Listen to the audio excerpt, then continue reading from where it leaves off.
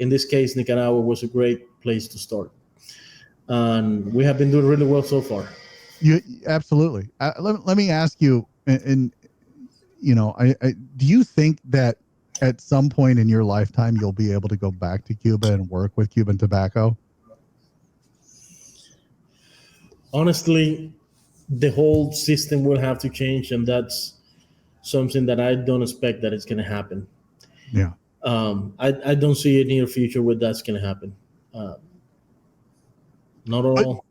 But would you prefer to work with Cuban tobacco? I mean, look, we've always talked about, and I have a follow-up question to this, but we've always talked about how when you have a good Cuban cigar, it's great, and there's nothing like it on the planet.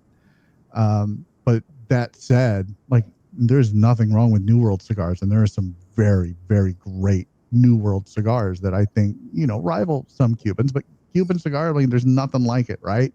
So would you prefer to work with Cuban tobacco? Is that something that you kind of hope for one day to be able to, go back and do it, even though it probably won't happen?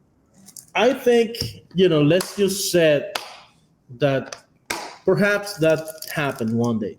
Cuba opens up for investment. The government changes. Everybody has the opportunity to invest and grow businesses and things like that. I think that the scenario will be most of the cigar makers will have two lines. One line that might be 100% Cuban tobacco, and one line that is going to be maybe a mix between Cuban tobaccos and tobaccos from all over the world.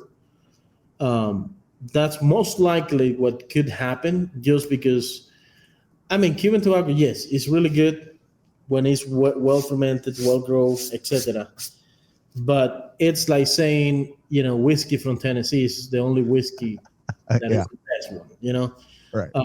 Or, wine from France is just the best wine, period.